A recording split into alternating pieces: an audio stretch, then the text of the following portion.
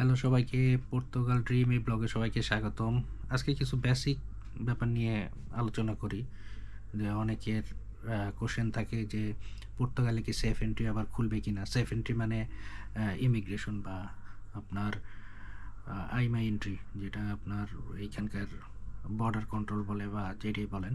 তো পুরান যেটা ছিল আগে সেফ, সবাই সেফ নামেই চিনে।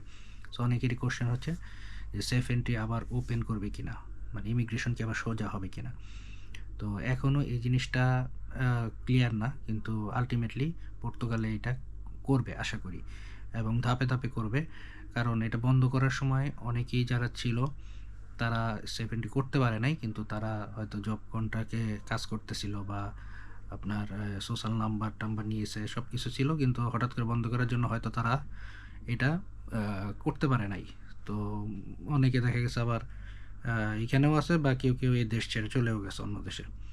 তো তাদের জন্য হয়তো একটা সুযোগ সরকার দিবে, এটা মোটামুটি কথা হইতেছে, কিন্তু এখনও হয় নাই, ফাইনাল হয় নাই। বাট আলটিমেটলি এটা দিবে যারা করতে পারে নাই, কিন্তু ওই সময় যারা অন দ্য স্পট এই দেশে ছিল বা আছে বা কাজ করতেছে। তো এটা খুবই সীমিত সংখ্যক লোক। তো যারা এখনও অন্য দেশে চলে গেছেন, এটা মানে সেফ এন্ট্রি করতে পারেন নাই, কিন্তু সব কিছু রেডি করছিলেন। তো এটা যদি তাদের জন্য ওপেন করে দেয়, তাহলে কিন্তু আবার আপনাদের জন্য এটা খুব ডিফিকাল্ট হয়ে যাবে এইখানে এসে আবার যদি ট্যাক্স কাজ এগুলো ম্যানেজ করে আবার শুরু করা। কারণ এখন যেহেতু আপনার ইমিগ্রেশন প্রসেস অনেক র্যাপিড হচ্ছে, যাদের পেন্ডিং ফাইল ছিল, তো আপনারা যদি এইখানে না থাকেন, পরে এসে কিন্তু এটাকে কন্টিনিউ করা ডিফিকাল্ট হয়ে যাবে। কারণ আইমা কিন্তু এখন খুব কুইক মেল দিচ্ছে বায়োমেট্রিক্সের জন্য। তো এই জিনিসটা মাথায় রাখেন, যারা অন্য দেশে চলে গেছেন কিন্তু এন্ট্রি করতে পারেন নাই। আর যেহেতু এন্ট্রি করতে পারেন নাই, সেহেতু এই দেশে থাকাও তো রিস্ক, এটাও একটা মানে প্রবলেম। যেহেতু এই দেশে ইনকাম কম, আপনার অত ভালো জবের সুযোগ নাই। তো এইটাও একটা রিস্ক, এবং কাগজ ছাড়া তো থাকলে যে কোনো সমস্যা হইতে পারে। তো এই সমস্যাগুলো তো আছে। বাট আলটিমেটলি যারা ইউরোপের অন্য দেশে এখনও আছেন বা পর্তুগালের এটার জন্য ওয়েট করতেছেন, তারা বিষয়টা একটু নজরে রাখবেন। আর যারা এই দেশে আছেন, কাজ করতেছেন, যাদের ডকুমেন্ট সব কিছু রেডি আছে, তাদের তো আর টেনশনের কিছু নাই। এটা আবার চালু করলে আবার আপনারা নর্মাল প্রসেসে যেতে পারবেন। বা নতুনদের জন্য কি কোনো সুযোগ আছে, এইটা অনেকেই হয়তো আহ, জানতে চান। তো আপাতত নতুনদের জন্য ওইরকম কোনো মানে ইনফরমেশন আসে নাই। বাট আলটিমেটলি হয়তো আসবে। এখন কবে আসে ঠিক নেই, কারণ পর্তুগাল আসলে ইমিগ্রেন্ট নির্ভর একটা দেশ।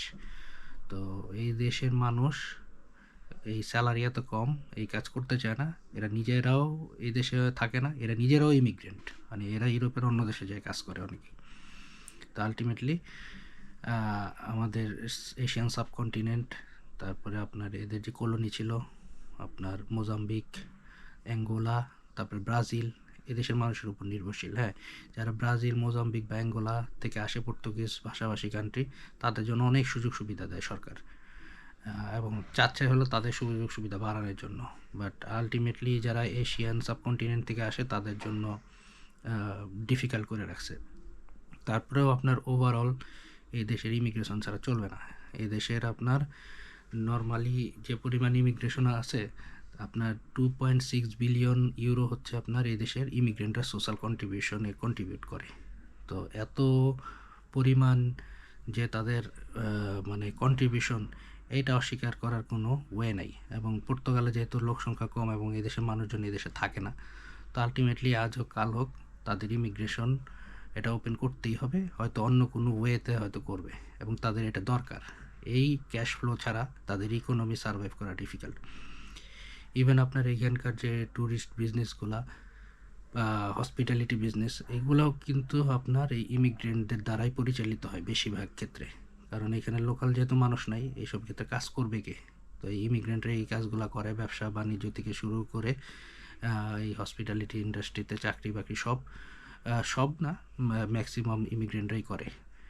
আর পর্তুগিজরা বা আপনার এই সাউথ সাইডের দিকে যত ইউরোপিয়ান কান্ট্রিগুলো আছে, এই দেশের মানুষগুলো কিছুটা লেজি টাইপের। এরা সাধারণত কাজ করতে চায় না, এদের নাক উঁচা। মানে এরা চায় হচ্ছে খুব ভালো ভালো কাজ করবে, কোয়ালিফিকেশন নাই, কোয়ালিটি নাই, মানে এক্সপেকটেশন বেশি, কাজ করবে না, কিন্তু মনে করেন যে টাকা চাবে বা স্যালারি চাবে ভরপুর। তো এইসব কারণেও তারা কাজকর্ম করে না। আর বয়স্ক মানুষের সংখ্যা অনেক বেশি। বয়স্ক মানুষের যে সোশ্যাল বেনিফিট, পেনশন এগুলো দিতেও সরকারের হিমশিম খাইতে হয়। তো এই ইমিগ্রেন্টের কন্ট্রিবিউশন না থাকলে, সোশ্যাল সিকিউরিটিতে কন্ট্রিবিউশন না থাকলে তাদের এই ফান্ডটার জন্য আসলে ডিফিকাল্ট হয়ে যাবে। আর আগে যেহেতু বলছি দেশের স্যালারি কম, স্যালারি এখন হচ্ছে আপনার 870 ইউরো, জানুয়ারি থেকে 50 ইউরো বাড়ছে। Basic salary 870 euro. এই 870 ইউরো স্যালারির থেকে আবার ট্যাক্স আছে, এইসব আছে। তো এত কম স্যালারির কাজ যেহেতু কেউ করে না, তো যেহেতু পর্তুগিজরা এখানে থাকে না, তো এশিয়ান সাবকন্টিনেন্ট থেকে বা ব্রাজিল বা অন্য দেশগুলো থেকে এরা এসে এদেশে শুধু ডকুমেন্টেশনটা করার জন্য। এবং আপনার ব্রাজিলিয়ান বলেন বা আফ্রিকার অন্য দেশের যারা কলোনিয়াল ছিল তারা এসেও কিন্তু এই দেশে যখন কাগজপত্র সেটেল হয়ে যায়, এরাও কিন্তু আবার এই দেশে থাকে না, এরাও ইউরোপের অন্য দেশে চলে যায় কাজ করার জন্য। সো আলটিমেটলি হচ্ছে এটা একটা কাইন্ড অফ ফিল্টারিং প্রসেস, মানে পর্তুগাল হচ্ছে ফিল্টারিং প্রসেস। এখানে আসবে, এসে ডকুমেন্টেশন প্রপার ওয়েতে নিবে, ট্যাক্স পে করবে, আবার অন্য দেশে চলে যায়। মেনলি এইটাই হয়ে আসতেছে। সো এইটা যেহেতু স্টেবল না, এইখানে যেহেতু ম্যাক্সিমাম মানুষ থাকতেছে না, সো আবার সেই নতুন মানুষই তাদের ঢুকাইতে হইতেছে এই সোশ্যাল কন্ট্রিবিউশনগুলো পাওয়ার জন্য। তো এইটা একটা আসলে জটিল প্রসেস এই দেশের জন্য। তো আশা করি ভবিষ্যতে খুব শীঘ্রই হয়তো ইমিগ্রেশনের অপশনগুলো খুলবে এবং ইজি করবে। এবং হয়তো এই আঙ্গিকে এত ঢালাওভাবে না দিলেও হয়তো কিছু কিছু রেস্ট্রিকশন দিয়েও হইলেও তারা ইমিগ্রেশনদের জন্য নতুন কোনো একটা ওয়ে খুলবে। আশা করি খুব শিগগিরই এটা হয়তো করবে। জানি না ওইরকম, কিন্তু তারা আসলে চাচ্ছে প্রায়োরিটি দিতে আগে যারা পর্তুগিজ ভাষাভাষী তাদের জন্য। বাট আলটিমেটলি যারা পর্তুগিজ ভাষাভাষী তারাও এসে এত কম বেতনের এত মানে পরিশ্রমের কাজ করতে যায় না, তারাও অল্প কিছুদিন থেকে আবার অন্যখানে চলে যায়। তো আলটিমেটলি আপনারা যারা অন্য দেশে আছেন, ইউরোপের বাইরে বা বাংলাদেশে, তারা আশা করি যদি পর্তুগালের কোনো ওয়েতে আসার চেষ্টা করেন, মানে জব ভিসা নিয়ে বা আপনার ট্যুরিস্ট ভিসা নিয়ে এসে কোনো কিছু শুরু করে, ব্যবসা হোক বা চাকরি হোক বা আপনার পড়ালেখা করতে, তারাও হয়তো খুব শীঘ্রই হয়তো কোনো একটা পাবেন, নিউজ হয়তো পাবেন, কিন্তু এটা এখনই বলা যাচ্ছে না। যেহেতু আপনাদের কন্ডিশনটা বললাম যে এই দেশের কীভাবে জিনিসটা মানে গো থ্রু করে, সো যেহেতু এই প্রসেসটাই সবসময় চলবে, সো আলটিমেটলি কখনো কঠিন করে কখনো সোজা করে। সো আলটিমেটলি এখন কঠিন আছে, বাট এটা টাইম টু টাইম এটা ইজি হবে। সো আজ এই পর্যন্তই। তো ভালো থাকবেন, নেক্সট ব্লগে দেখা হবে।